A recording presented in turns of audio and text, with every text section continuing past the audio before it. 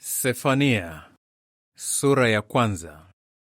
Neno la Yehova lililomjia Sefania mwana wa Kushi, mwana wa Gedalia, mwana wa Amaria, mwana wa Hezekia katika siku za Yosia mwana wa Amoni mfalme wa Yuda. Nitafagilia mbali kabisa kila kitu kutoka katika nchi, asema Yehova.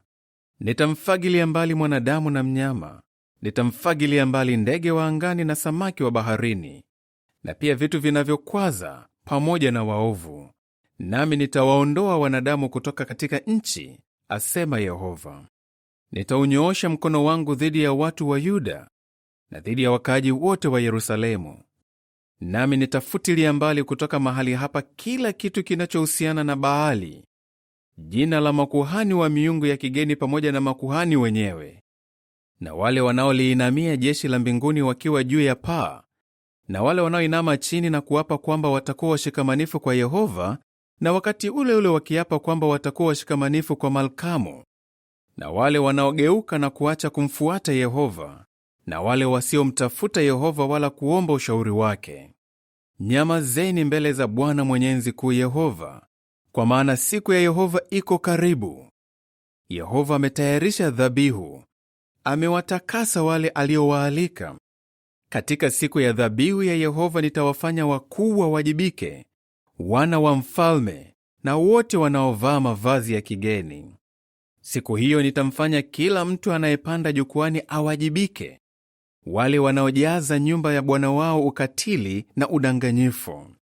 Siku hiyo, asema Yehova, kutakuwa na sauti ya kilio kwenye lango la samaki, mayowe katika wilaya ya pili ya jiji, na mshindo mkubwa vilimani.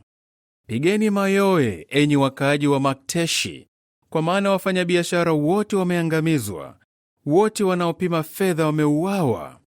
Wakati huo nitatumia taa kupekua Yerusalemu kwa makini, nami nitawafanya wasiojali wawajibike, wanaosema moyoni mwao, Yehova hatatenda mema wala hatatenda mabaya. Utajiri wao utaporwa na nyumba zao zitaharibiwa kabisa. Watajenga nyumba, lakini hawatakaa ndani yake, na watapanda mashamba ya mizabibu, lakini hawatakunywa divai yake. Ile siku kuu ya Yehova iko karibu, nayo inakuja haraka sana. Sauti ya siku ya Yehova ni chungu, siku hiyo shujaa atalia kwa sauti. Siku hiyo ni siku ya ghadhabu, siku ya taabu na maumivu makali, siku ya dhoruba na ukiwa, siku ya giza na utusitusi, siku ya mawingu na utusitusi mzito, siku ya pembe na ya kelele za vita, dhidi ya majiji yenye ngome na dhidi ya minara mirefu ya pembeni. Nitawataabisha wanadamu, nao watatembea kama vipofu, kwa sababu wamemtendea Yehova dhambi. Damu yao itamwagwa kama mavumbi, na nyama yao kama mavi.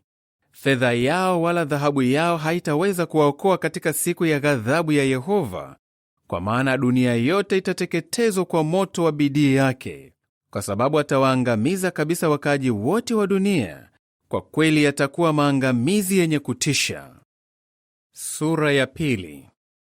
Kusanyikeni pamoja, naam, jikusanyeni, ewe taifa lisiloona aibu, kabla amri haijatekelezwa, kabla siku hiyo haijapeperuka kama makapi, kabla hasira inayowaka Yehova haijaja juu yenu, kabla siku ya hasira Yehova haijaja juu yenu. Mtafuteni Yehova, ninyi nyote mlio wapole wa dunia, mnaoshika amri zake za uadilifu. Utafuteni uadilifu, utafuteni upole, huenda mtafichwa katika siku ya hasira ya Yehova. Kwa maana Gaza litakuwa jiji lililoachwa mahame, na Ashkeloni litafanywa ukiwa. Waashdodi watafukuzwa kweupe kabisa wakati wa mchana, na Ekroni litang'olewa. Ole kwa wale wanaokaa pwani, taifa la Wakerethi!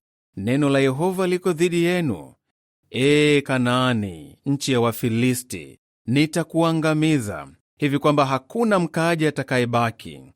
Na eneo la pwani litakuwa eneo la malisho, lenye visima kwa ajili ya wachungaji na mazizi ya mawe kwa ajili ya kondoo. Litakuwa eneo la watu waliobaki wa nyumba ya Yuda, watalisha huko. Jioni watalala chini katika nyumba za Ashkeloni. kwa maana Yehova Mungu wao atawaelekezea uangalifu, naye atawakusanya na kuwarudisha mateka wao. Nimesikia shutuma za Moabu na matusi ya Waamoni, ambao wamewadhihaki watu wangu na kujigamba kwa vitisho dhidi ya eneo lao.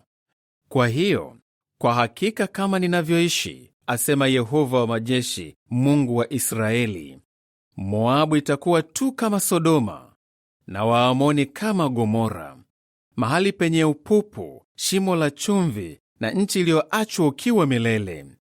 Watu wangu waliobaki watawapora, na watu waliobaki wa taifa langu watamiliki nchi yao. Hayo ndiyo watakayopata badala ya kiburi chao, kwa sababu waliwadhihaki na kujikweza dhidi ya watu wa Yehova wa majeshi. Yehova atawaogopesha sana, kwa maana ataiharibu kabisa miungu yote ya dunia, na visiwa vyote vya mataifa vitamwinamia, kila kisiwa kikiwa mahali pake. Ninyi wa Ethiopia mtauawa pia kwa upanga wangu. Ataunyoosha mkono wake kuelekea kaskazini na kuangamiza Ashuru. Naye atalifanya Ninawi liwe ukiwa, liwe kavu kama jangwa. Mifugo italala ndani yake, kila aina ya wanyama wa mwituni. Mwari na nungunungu watalala usiku kati ya nguzo zake zilizoanguka. Sauti itaimba dirishani.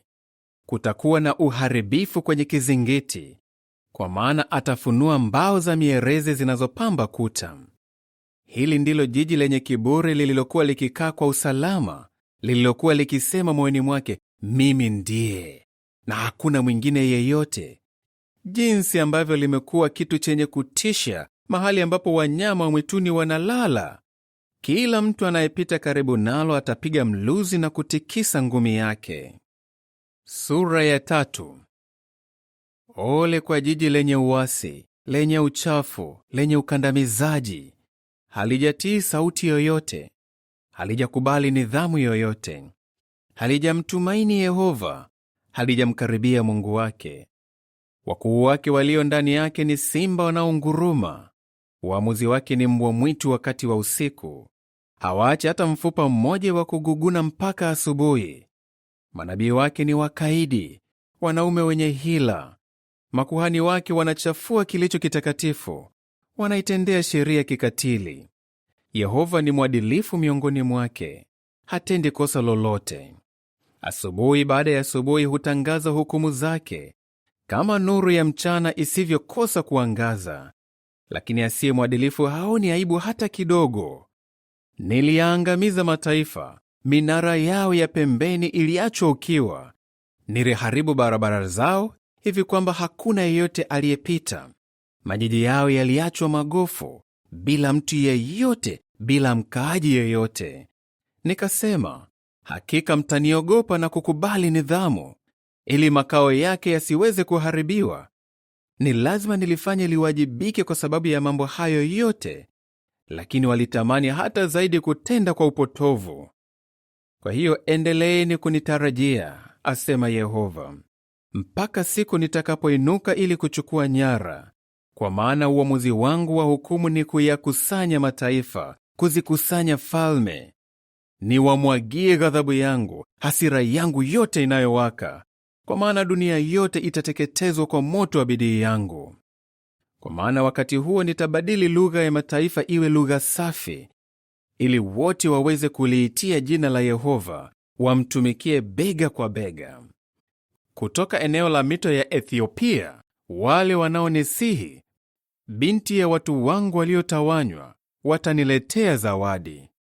Siku hiyo hamtaaibishwa kwa sababu ya matendo yenu yote ya uasi mlionitendea. Kwa maana wakati huo nitawaondoa kati yenu watu wenye kiburi wanaojigamba, nanyi hamtakuwa tena na kiburi katika mlima wangu mtakatifu. Nitawaruhusu watu wanyenyekevu na wapole wabaki miongoni mwenu, nao watapata kimbilio katika jina la Yehova. Waisraeli watakaobaki hawatatenda mambo yasiyo ya uadilifu, hawatasema uongo, wala hawatakuwa na ndimi za udanganyifu vinywani mwao.